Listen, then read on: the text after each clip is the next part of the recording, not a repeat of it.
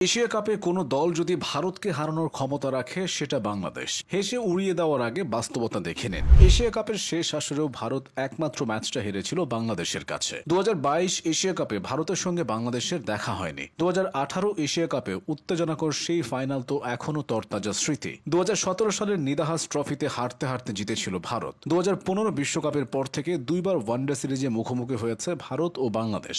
দুইবারই টাইগাররা series জিতেছে। নামে ভারে ভারত বড় দল, তাতে কোনো সন্দেহ নেই। তবে বাংলাদেশ ভারত মুখোমুখি হলে সেই পার্থক্যটা খুব বেশি কাজে আসে না। গত এক দশক ধরে অন্তত সেটাই হয়ে আসছে। এখন বাংলাদেশ ভারত ম্যাচ মানেই শেষ বল পর্যন্ত শ্বাসরুদ্ধকর লড়াই। বড় দলগুলোকে সহজে হারিয়ে দেওয়া ভারত বাংলাদেশের সাথে জিততে পারলেও সেটা হয় ভীষণ কষ্টার্জিত। লড়াই যেমন জমে তেমনি বিতর্কও থেমে থাকে না। ভারত বাংলাদেশ ম্যাচ মানেই এখন নিত্য নতুন বিতর্কের সৃষ্টি। 2015 বিশ্বকাপে রুবেলের সেই বিতর্কিত নো বলের সিদ্ধান্ত থেকে শুরু। এরপর মুস্তাফিজকে ধোনির ধাক্কা, লিটন দাসকে বিতর্কিত স্টাম্পিং আউট দেওয়া এবং বিরাট কোহলির ফেক ফিল্ডিং, প্রতিটা ম্যাচেই কিছু না কিছু হয়েছে। এই উত্তাপ শুধু ম্যাচে নয়, ছড়িয়েছে দুই দলের সমর্থকদের মধ্যেও। বাংলাদেশের ক্রিকেটাররা ভারতকে পেলে যেন একটু বেশি সিরিয়াস হয়ে যান। আগে ছিল রুবেল, এখন আছে তানজিম হাসান সাকিব। ভারতের ব্যাটারদের বিপক্ষে তারা স্ফুলিঙ্গ হয়ে জ্বলে ওঠে। সবচেয়ে বড় ব্যাপার হলো ভারতের বিপক্ষে টাইগাররা হারার আগেই হেরে যায় না। 2023 এশিয়া কাপে ভারত বাংলাদেশের ম্যাচটা এর আদর্শ উদাহরণ হয়ে থাকবে। সে ম্যাচে প্রথমে ব্যাট করতে নেমে ভারতীয় পেসারদের তাণ্ডবে মাত্র 59 রানে 4টা উইকেট হারিয়ে বসেছিল সাকিবের দল। ম্যাচ তখন পুরোপুরি ভারতের নিয়ন্ত্রণে, কিন্তু বাংলাদেশ হাল ছাড়েনি। তৌহিদ হৃদয়কে সঙ্গে নিয়ে 101 রানের একটি জুটি গড়েন সাকিব আল হাসান। সাকিব আউট হওয়ার পর নাসুম, মাহিদি ও তানজিমদের ক্যামিওতে ভর করে বাংলাদেশের রান 250 ছাড়ায়। দাঁড়িয়ে যায় লড়াই করার মতো পুঁজি।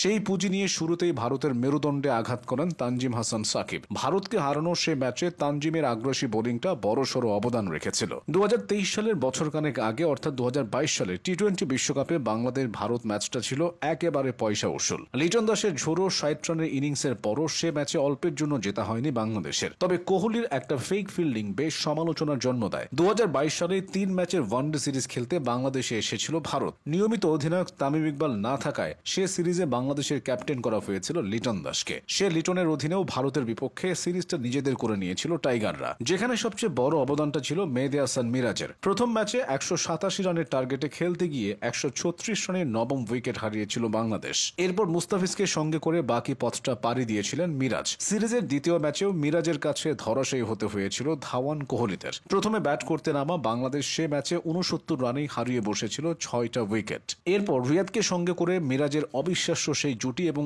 অকল্পনীয় সেই সেঞ্চুরি, সেই সিরিজটা বাংলাদেশের কাছে হার না মানা মানসিকতার দৃষ্টান্ত হয়ে আছে। 2019 সালে সাকিবের নিষেধাজ্ঞার পরপর ভারত সফরে গিয়েছিল বাংলাদেশ। সে সফরের প্রথম টি-20তে মুশফিকের ব্যাটে ভর করে স্বাগতিকদের হারিয়ে দিয়েছিল তারা। সেটা শুধু একটা জয় ছিল না, ভারতের মাটিতে তাদেরকে হারানোয় কঠিন সময়ে বাংলাদেশ হয়েছিল দারুণ উজ্জীবিত। 2018 এশিয়া কাপের ফাইনালে ভারত বাংলাদেশ ম্যাচটা তো গড়িয়েছিল শেষ বল পর্যন্ত। 2017 নিদাহাস ট্রফিতে দীনেশ কার্তিক অতিমানবীয় ব্যাটিং না করলে ভিন্ন কিছু হতো। 2016 টি-20 বিশ্বকাপে শেষ 3 বলে 2 রানের সে সমীকরণ আজও অনেকে মেলাতে পারেন না। বাংলাদেশের সাথে ভারতের জম্পেশ লড়াইটা শুরু হয়েছিল 2015 সালে মুস্তাফিজের আগমনী ওয়ানডে সিরিজে। তারপর থেকে প্রতিবারই ভারতের চোখে চোখ রেখে লড়াই করছে বাংলাদেশ।